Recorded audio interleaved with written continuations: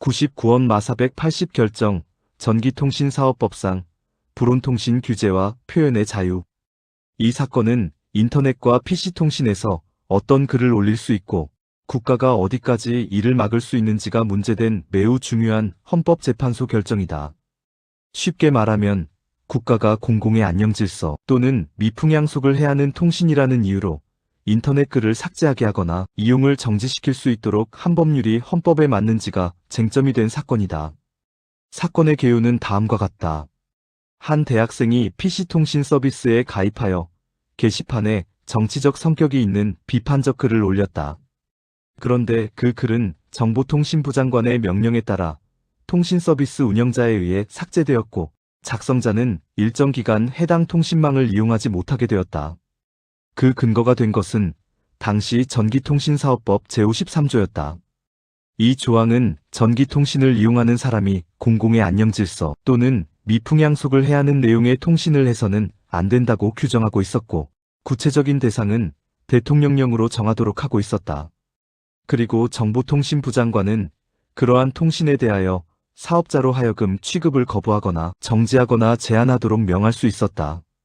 이에 청구인은 이런 법률과 시행령이 너무 막연하고 넓어서 어떤 글이 금지되는지 알 수 없고 행정기관이 마음만 먹으면 비판적인 글도 얼마든지 문제 삼을 수 있으므로 자신의 표현의 자유를 침해한다고 주장하며 헌법소원을 제기하였다. 이 사건의 핵심 쟁점은 크게 네 가지였다.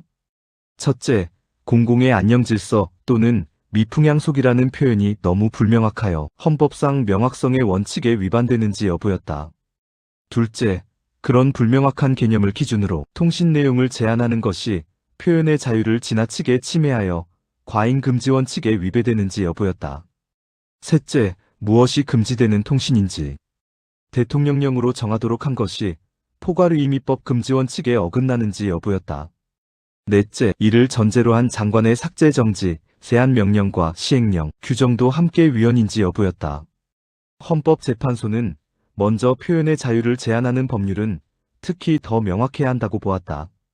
무엇이 금지되는 표현인지 기준이 분명하지 않으면 국민은 혹시 처벌되거나 제재를 받을까봐 스스로 말을 아끼게 되고 그 결과 표현의 자유가 실제로 크게 위축되기 때문이다.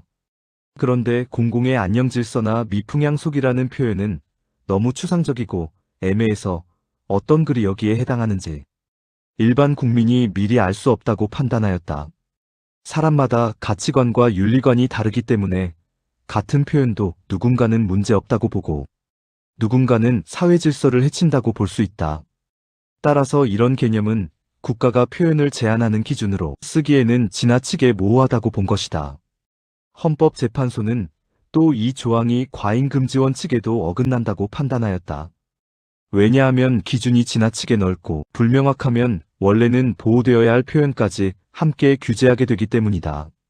예를 들어 다소 거칠고 저속하지만 헌법상 보호될 수 있는 표현, 청소년에게는 제한할 수 있어도 성인에게까지 금지할 수는 없는 표현, 성과 혼인, 가족제도에 관한 새로운 견해, 정치적 논란이 큰 문제에 대한 비판적 발언 등이 모두 미풍양속 또는 공공의 안녕질서를 해친다는 이유로 규제될 수 있다는 것이다. 그렇게 되면 사회적으로 중요한 주제에 대한 자유로운 토론과 비판이 어려워지고 민주주의에서 가장 중요한 표현의 자유의 기능이 무너질 수 있다고 보았다. 또한 헌법재판소는 법률이 금지되는 통신의 구체적 내용을 스스로 정하지 않고 대통령령에 맡긴 점도 문제 삼았다. 국민의 자유를 제한하는 중요한 내용은 국회가 만든 법률에서 직접 정해야 하는데 이 사건 법률은 기준이 되는 내용조차 너무 추상적으로만 적어놓고 나머지를 전부 행정부가 정하도록 하였다. 이렇게 되면 국민은 어떤 표현이 대통령령에서 금지될지 예측할 수 없고 행정부는 자기 판단에 따라 규제 범위를 넓힐 수 있게 된다. 헌법재판소는 이것이 포괄의미법 금지 원칙에 위배된다고 판단하였다.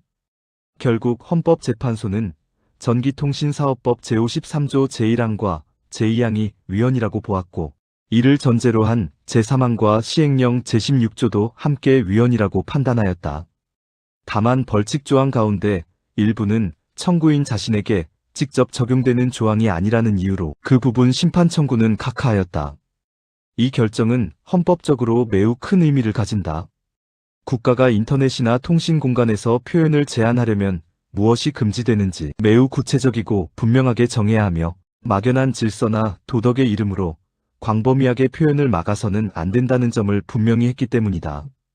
특히 인터넷은 누구나 쉽게 참여하고 의견을 주고받을 수 있는 공간이므로 전통적인 매체보다 표현의 자유가 더 넓게 보장될 필요가 있다는 점도 이 결정의 중요한 배경이 되었다. 형사법적으로 보아도 이 사건은 의미가 크다. 비록 직접 처벌을 받는 대상은 통신사업자였지만 실제로 침해를 입는 사람은 글을 올린 이용자였다. 즉, 국가가 사업자를 통하여 간접적으로 표현을 통제하는 구조를 만든 것이었다. 이런 방식은 겉으로는 행정규제처럼 보이지만 실제로는 형벌과 제재의 위험을 배경으로 표현을 위축시키는 효과를 낳는다. 그래서 형사법의 관점에서도 명확성, 원칙과 죄형법정주의에 가까운 엄격한 통제가 필요하다고 볼 수 있다.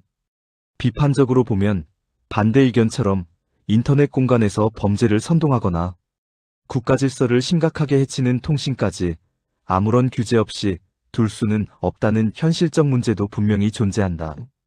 실제로 온라인 공간은 정보 확산 속도가 매우 빠르기 때문에 위험한 정보가 널리 퍼질 가능성도 있다. 따라서 일정한 규제 필요성 자체를 완전히 부정하기는 어렵다. 그러나 그렇다고 하더라도 규제 기준은 좁고 명확해야 하고 정말로 사회적으로 해악이 분명한 표현에 한정되어야 한다. 이 사건처럼 추상적인 개념으로 넓게 규제하면 국가 권력이 비판적 표현까지 억누를 위험이 너무 크다. 결국 이 결정은 민주주의 사회에서 불편하고 거슬리는 표현이라 하더라도 쉽게 불온하다고 낙인 찍어 막아서는 안 되며, 표현의 자유를 제한하는 법률은 누구나 이해할 수 있을 정도로 명확하고 구체적이어야 한다는 점을 분명히 한 결정이라고 할 수 있다. 인터넷 시대의 표현의 자유를 헌법적으로 강하게 보호한 대표적 결정이라는 점에서 지금도 매우 중요한 의미를 가진다.